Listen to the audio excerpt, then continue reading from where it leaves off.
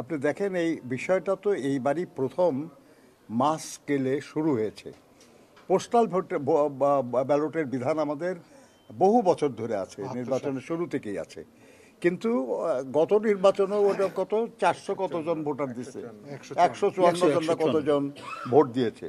সেই জায়গায় এবার আমরা যতটুকু শুনেছি আর কি যে গত 19 তারিখ থেকে নিবন্ধন শুরু হয়েছে এবং বাই দিস টাইম প্রায় 32-34 হাজারের মতো অলরেডি নিবন্ধিত হয়েছে। কাজেই আমরা মনে করি যে এটা এক ধরনের অগ্রগতি, কিন্তু এটা আরও ভালো হতে পারত।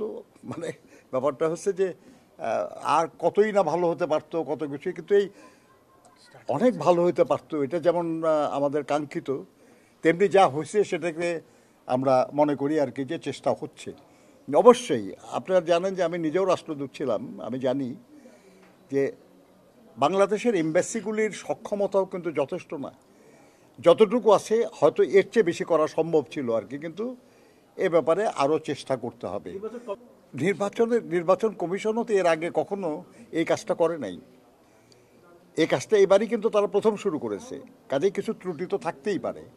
আমরা মনে করি আর কি যে নির্বাচন কমিশনকে আরও সক্রিয় হওয়া দরকার, এবং আমরা এই জন্য তাদেরকে অনুরোধ করেছি যে আপনি যেটা বললেন আর কি যে ন্যাশনাল আইডিও দেয় সরকার আর পাসপোর্ট সরকার দেয়, কাজে সেটা রিকগনাইজ হবে না কেন? একটা কারণ আর কি, একটু এটা নিয়ে দুশ্চিন্তার কারণ ওঠে আর কি যে প্রচুর ফেক পাসপোর্ট আছে, গলাকাটা পাসপোর্ট ইত্যাদি। তারপরে আমাদের রোহিঙ্গারা অনেকেই বাংলাদেশের পাসপোর্ট নিয়ে নিচ্ছে, তারা আমাদের নাগরিক না। এরকম আমাদের নাগরিক না এরকম আরও লোক বাংলাদেশের পাসপোর্ট নিয়েছে। কাজেই এই ব্যাপারে যেহেতু আমরা চাই না আর কি যে বাংলাদেশের নাগরিক না বা এই পাসপোর্টের যোগ্য না তারা যেন ভোটার না হতে পারে, সেই জন্য আমরা বলেছি যে তাদের এটা ভেরিফিকেশন করা হোক, করে তার মাধ্যমে তাদেরকে নেওয়া হোক। আমরা বিশ্বাস করি আর কি যে এইবার যত বেশি সংখ্যক প্রবাসী বাংলাদেশি ভোটার হয়, সেজন্য আমাদের দলের পক্ষ থেকেও আমরা চেষ্টা করছি। আমাদের যেখানেই আমাদের যারা সমর্থক আছে, যারা আমাদের নেতৃস্থানীয় ব্যক্তি আছে, আমরা সবাইকে অনুরোধ করেছি, আমাদের ভারপ্রাপ্ত চেয়ারম্যান নিজে অনুরোধ করেছেন যে তারা যেন বিভিন্ন জায়গায় তাদের পরিচিত লোকজনের মাধ্যমে প্রবাসী বাংলাদেশিদেরকে উৎসাহিত করেন, উদ্দীপ্ত করেন যেন তারা এই সুযোগটা গ্রহণ করে এবং দেশের সরকার প্রতিষ্ঠায়, গণতন্ত্র প্রতিষ্ঠায় যেন তারা অংশগ্রহণ করে, অবদান রাখে। কাজে আমরা মনে করি যেটা সেটা হলো যে হয়তো আরও অনেক বেশি কিছু করা সম্ভব ছিল, কিন্তু যতটুকু হচ্ছে আমরা মনে করি যে এটাকে ধরেই আমাদেরকে আগায় যেতে হবে।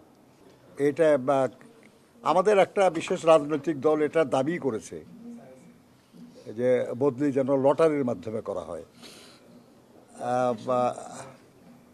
আমার বিবেচনায় আর কি, এটা ব্যক্তিগত, এটা আমার রাজনৈতিক দল, আমাদের এখনো কোনো সিদ্ধান্ত হয় নাই, কিন্তু আমার বিবেচনায় হলো যে